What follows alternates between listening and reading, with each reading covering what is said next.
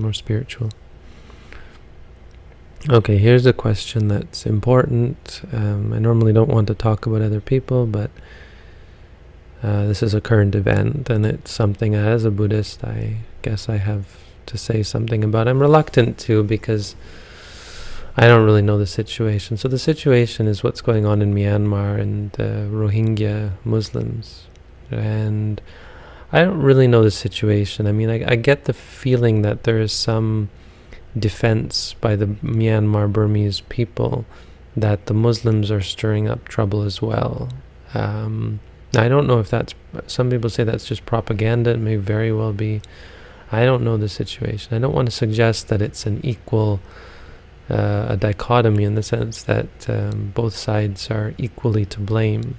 I get the sense that quite clearly the Myanmar government is very much to blame, and that there are nationalistic Buddhist monks, I understand, that are mixing nationalism and Buddhism and violence as well.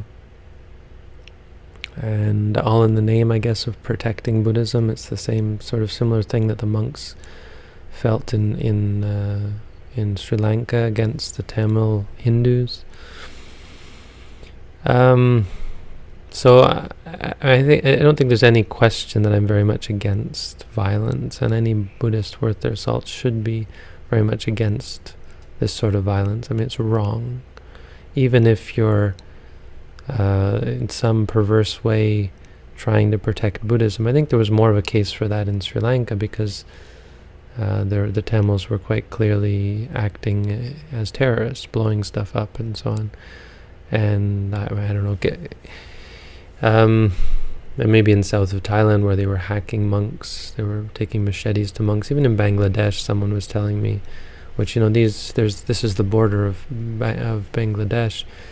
Buddhist monks are being cut up with machetes as they walk down the street and that kind of thing. So, but even the point is, even in that case, there is no place for violence in Buddhism. I mean, it's unfortunate that Buddhists are suffering, and I mean, in the Myanmar case, I don't even think that's true. But even that wouldn't be a reason. I mean, there's never a good reason to get angry or to act cruelly. If you just a cursory reading, really the Jatakas are the best example of this. All the Jatakas where the Bodhisattva practiced patience against those who tried to hurt him. The Buddha's teachings surrounding Devadatta, who was a great one monk I heard at least said that Devadatta performed a great service for Buddhism in terms of showing how great the Buddha was, how great his compassion was, and how great his patience was.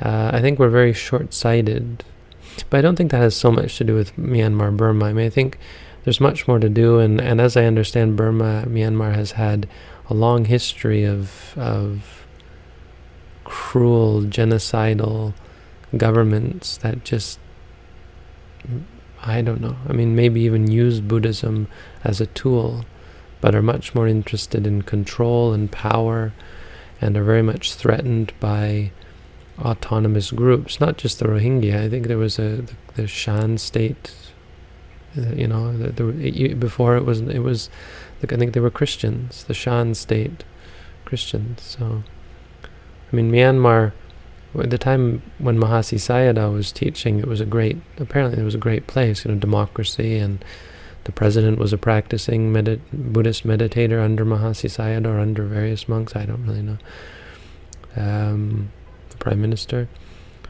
And then it all went to crap. I don't know how. Probably some sort of external influence trying to corrupt the government, and then a military dictatorship, and for many years it was... I don't know. I mean, I'm not the expert on these topics, but I think that's the point, is it has much more to do with geopolitical maneuvering and the psychopathy of fascism and government, often in general. It seems that the only people that want to lead any country are the people who have no compassion or sense of empathy. unfortunately, which is, it's a dilemma really, because the only ones who could ever have the power to do good have no interest in doing good, and anyone who has the power has no interest, has the power to do good, has no interest in politics. So is the Rohingya chapter going to be a vital concern? Perhaps, but Buddhism isn't changed by the fact that Buddhists do bad things. What would be changed is when we start to defend these bad things. There's going to be people who misinterpret Buddhism, both inside and out, but Buddhism isn't hurt by that. The future, it's true, the future of Buddhism will be hurt. It'll probably shorten and corrupt and make fewer people interested in Buddhism, for example. But that's the nature of things. Everything becomes, what did the Buddha say? Everything is of the nature to fade away. And he meant the Dhammas. He meant not the Dhamma, but his teaching as well. How does one cultivate equal love to all beings?